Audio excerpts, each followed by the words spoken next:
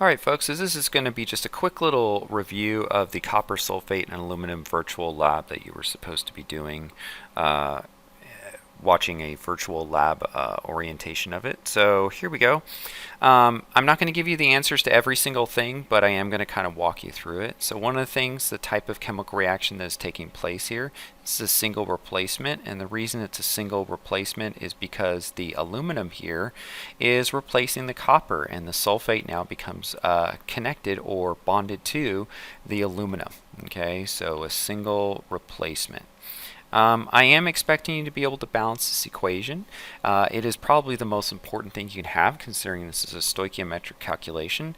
So you're going to need to make sure that you have 2 aluminum, 3 copper sulfates, which would produce 3 coppers and 1 of the aluminum sulfates. Okay.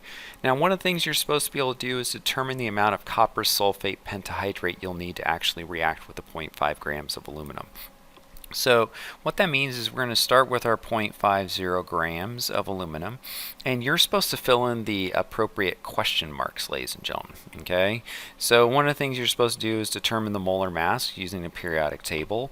So for every 26.98 grams of aluminum, ladies and gentlemen, there is 1 mole of aluminum. Okay, and then you were supposed to fill in the mole ratio here. So for every 2 moles of aluminum, you will produce or need 3 moles of the copper sulfate.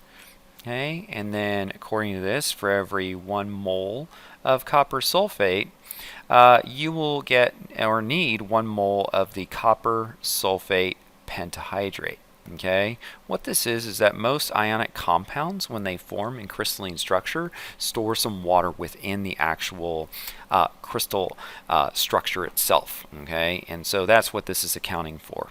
And then using the molar mass for every 1 mole of the copper sulfate pentahydrate, okay, you will have the molar mass, which I think, if I remember, because I'm doing this off the top of my head, 249.67 grams of the copper sulfate pentahydrate. Okay, and so therefore you'll need to solve for your answer in that particular way. Okay, now it asks you to calculate the moles of aluminum that you reacted in this experiment. And I'm hoping that this is pretty straightforward because we started with 0.50 grams of aluminum. And so using that, you should be able to then use the molar mass of aluminum as 27 grams for every 1 mole of aluminum. And that will give you the moles of aluminum that you reacted with in this experiment. You're supposed to also determine the change in the temperature of the solution when the chemical reaction is taking place. So whenever we're trying to determine the change in temperature, it's always going to be the temperature final minus the temperature initial. Okay, and you would get this from the data that you collected by watching the lab. Now this is where a lot of people got stuck. This is question number 3, ladies and gentlemen. And in this particular question, we're trying to find the Q of the reaction. Now remember, this is the Q of the reaction, which is the same as the Q of the water. I was measuring the temperature of the water, the solution, ladies and gentlemen.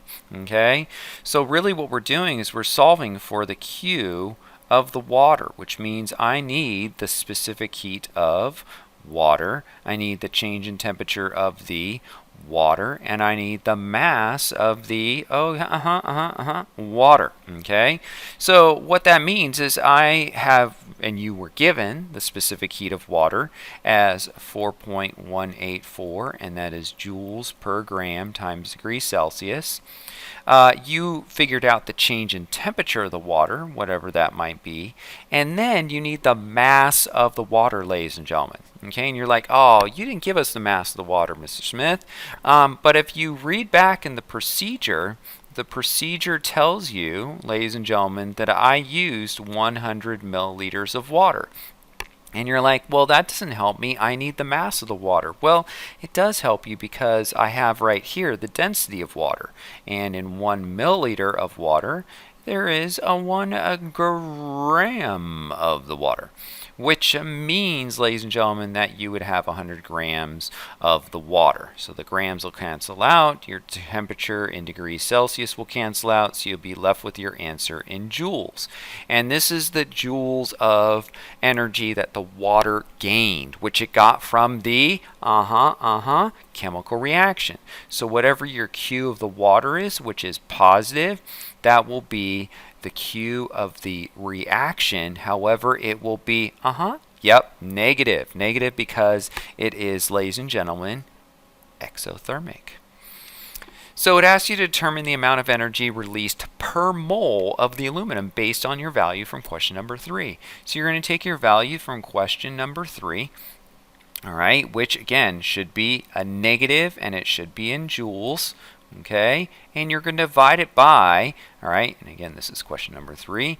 You're going to divide it by your answer in question number 1 because, ladies and gentlemen, that was the moles of aluminum.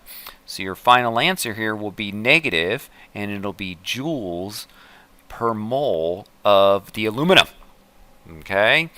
Now, it asks you to write a thermochemical equation. I've told you a number of times that this is exothermic. It is producing energy, ladies and gentlemen, which means if we're writing our balanced equation, all right, with our 2 aluminum and our 3 copper sulfates, and we are producing our 3 coppers and our 1 aluminum sulfate, okay, ladies and gentlemen, we're going to add our energy to the end here, okay?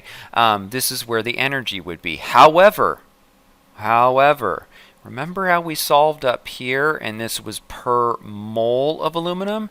How many moles of aluminum do we have here? Yes, we have 2, ladies and gentlemen, which means I'm going to take this value, put it in here, but multiply it by, yes, you got it, 2. And you're going to, why 2? Because, ladies and gentlemen, it's 2 moles that we have in our balanced equation, but I only solve for it per mole of the aluminum, ladies and gentlemen. All right, so now to determine the copper you actually recovered from the chemical reaction, what you're going to do is you're going to take the mass of the copper, all right, and the filter paper, and we're going to go ahead and remove and subtract the mass of the filter paper. And that, ladies and gentlemen, will get us the mass of the copper that we have.